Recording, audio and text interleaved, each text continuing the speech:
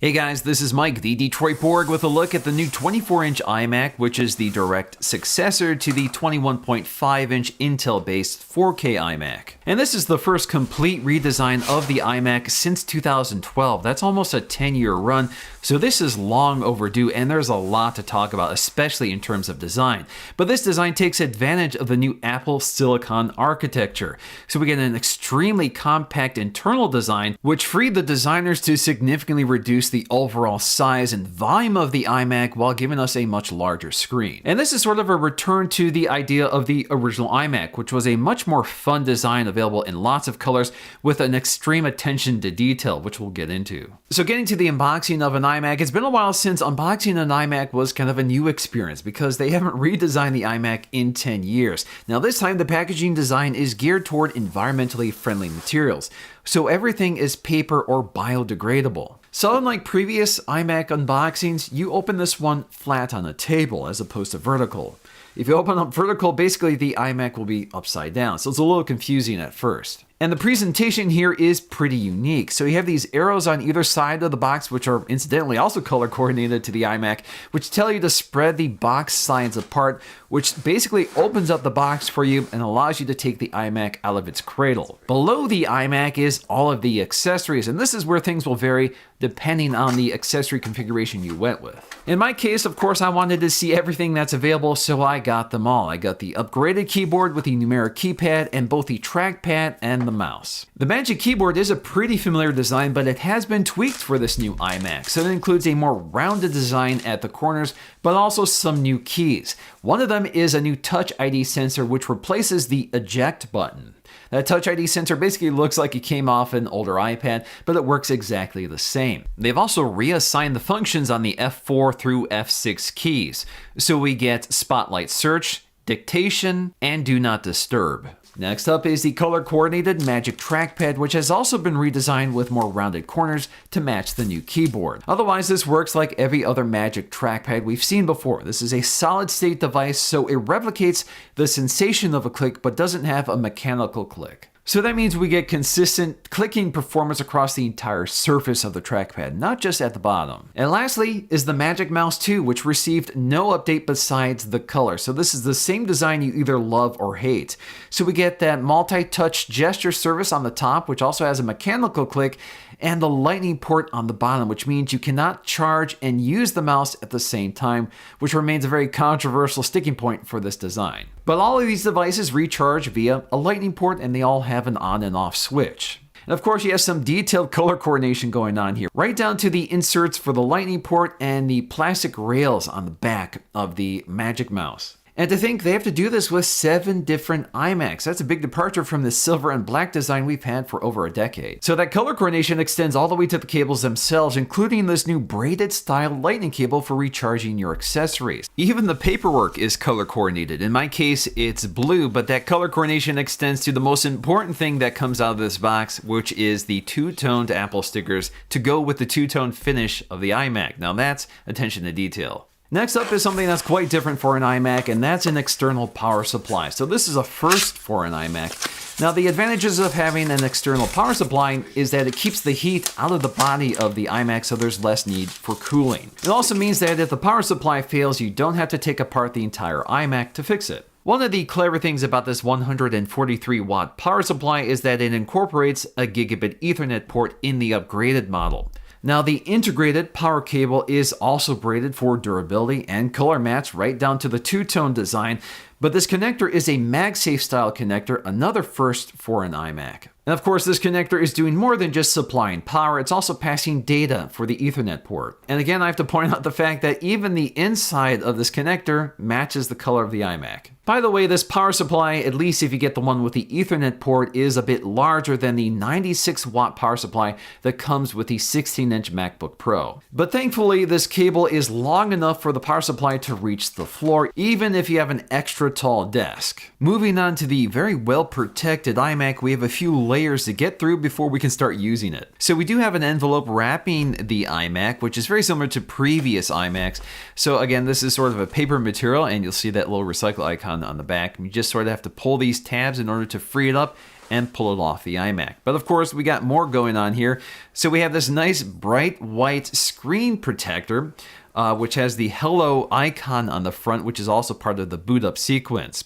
Now we just have to peel this off in one sheet so you can see the tabs along the side to make this clean and easy. It is one sheet of glass with a sort of blue tint at the bottom edge to give it a little more style, but obviously no Apple logo this time. We also have a piece of plastic covering the aluminum back panel, which is also fairly easy to peel off. We also have a little piece of plastic just behind the stand that's covering the MagSafe power connector, I guess to prevent dust from collecting inside of it. And lastly, we have a single strip of plastic covering the entire rim of the iMac. So just one peel will pull it all the way off. Just make sure you don't knock over the iMac in the process. In terms of design, this iMac is definitely a big departure from the previous, but it does pick up a lot of familiar design cues, such as the chin along the bottom. It also resurrects some old design cues, such as the white bezel surrounding the screen, which we've seen on previous iMacs. Now, this two-tone color is very important to the design of these iMacs. So when you look at the iMac front on, the keyboard, the mouse, the stand, and the chin are sort of color coordinated. When you flip it around, you'll see a two-tone effect with that dark blue on the back of the iMac. Now, interesting enough, we do have a glossy Apple logo on the back, and that light blue matches the light blue on the chin, even though these two can never be seen at the same time. So when you pick your iMac color, perhaps the most important color you're going to look at is what you see on the front. So although that deep blue color on the back is really striking and really nice looking, it is sort of a secondary color when you consider that it's likely facing the wall and you won't see it most of the time. In terms of I/O, this is going to be a pretty familiar story for Apple. Everything is USB Type-C / Thunderbolt 3 / USB 4.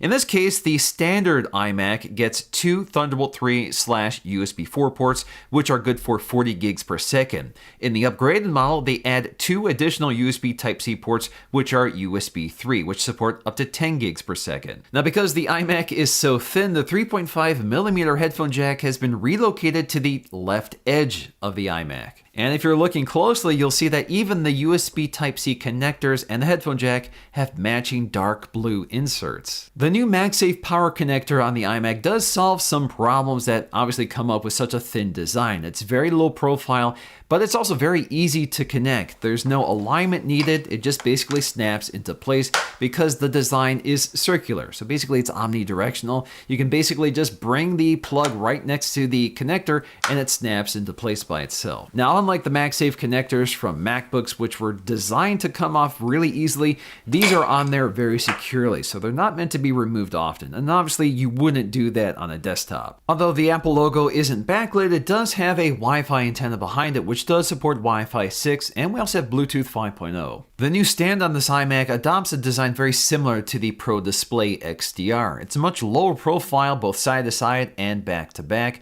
compared to the previous iMac. The hinge for the stand is also mounted externally, as opposed to the previous design, which was mounted internally. Again, that keeps this design very slim and minimal. Fortunately for this aluminum stand, we do have these rubber feet on the bottom edge, which keep it nice and protected and also prevent it from sliding around on the table.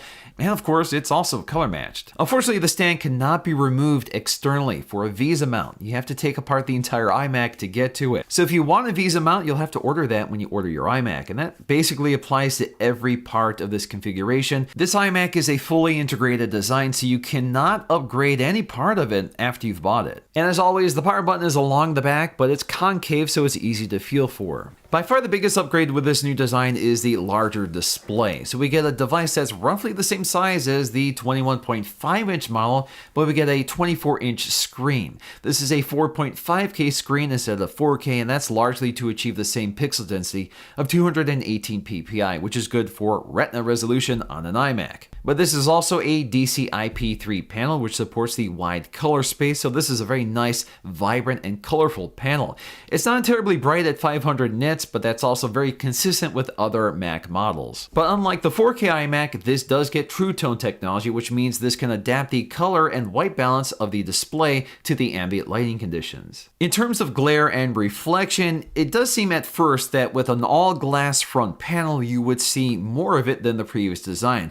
But overall, the anti-reflective properties are very similar. So there is some mitigation here, but it's not perfect. But the other benefit of this white bezel is that it limits how much reflection you see in this glass panel. So you can kind of see why they did not give this an all black design, because if it were, you would probably see more reflection, especially in that chin. Now, we've had a 24-inch iMac before, but if you compare them side by side, you can see there are some differences, and one of them is that the new 24-inch iMac is actually rounded up from 23.5 inches. And it's also a widescreen 16:9 aspect ratio versus 16:10. So overall, this is a slightly smaller 24-inch screen than we've seen before. Naturally, they also had to color coordinate the display, and that comes down to both the screensaver and the wallpapers. So we get this really cool Hello screensaver, and you can change the color, although by default it will be set to the color of the iMac you've purchased. So if you want orange on your blue iMac, you could certainly go for that.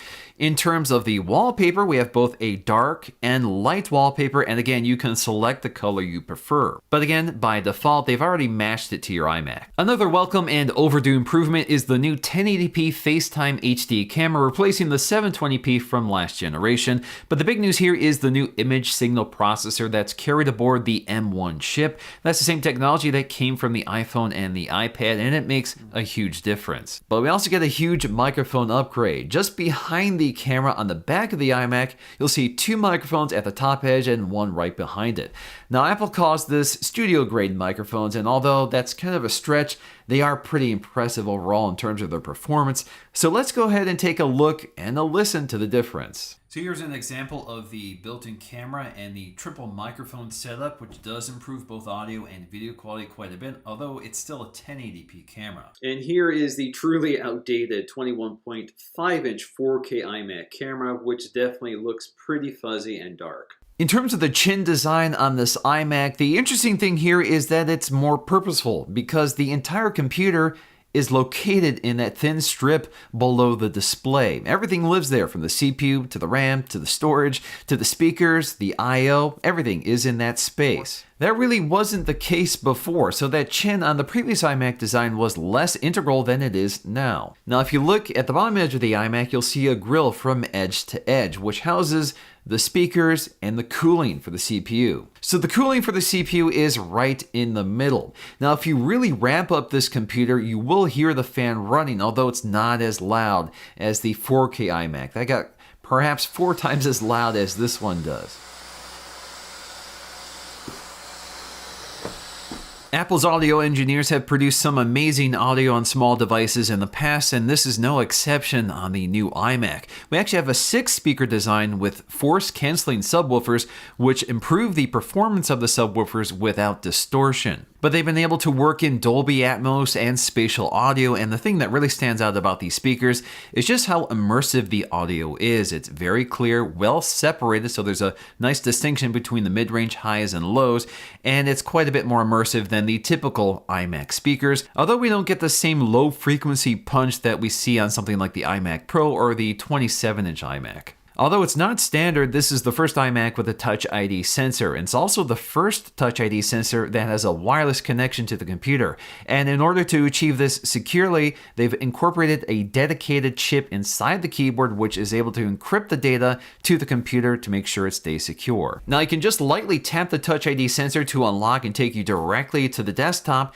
but you can also tap that key in order to lock the screen again. So the base configuration starts at $1299, and all versions get the Apple M1 chip, although the base configuration gets a 7-core GPU instead of 8-core GPU, just like the base configuration of the MacBook Air. But this is the same M1 chip in the MacBook Air, the MacBook Pro, the Mac Mini, and the new iPad Pros. 256 gigs of SSD storage is standard, with 8 gigs of unified RAM. You can upgrade to 2 terabytes of storage and 16 gigs of RAM. So the most you can spend is about $2,600 on this iMac. In terms of performance, there's no surprises here because this is the same chip that's in all of those other Macs, and performance is pretty much equivalent to the Mac Mini, although I am getting slightly better results on the single-core score. So this might place the iMac 24-inch at the top of the Mac range in terms of single-core performance. Also, a massive upgrade is the speed of the SSD, which actually smokes the hard disk drive in the old 4K iMac. What's a little confusing about this computer is that it seems like it's just a home desktop PC for the family, but in reality, this is an extremely capable and powerful computer that can edit multiple streams of 4K video, drive a 6K external display, and be able to edit 100 megapixel photographs with ease. Now for me, this computer is more than capable enough of replacing my iMac Pro in my daily workflow. The only drawback is the limits in terms of the I/O. So though I can attach a bunch of dongles to the back of this computer and get what I need, it's still not as slick as having an integrated solution for an SD card slot or a standard USB-A port. So at $12.99 or $14.99, which is the configuration I would recommend, I think this is the best value in terms of the Mac lineup to date. But of course, this is only the first stage of the iMac redesign. We still have a bigger iMac on the way. I'm really looking forward to it, so it should come with even better processing power and hopefully more I/O. Alrighty guys, hope you enjoyed this look at the 24-inch iMac. If you did, please give this video a thumbs up to let me know, and I'll see you again in my next video.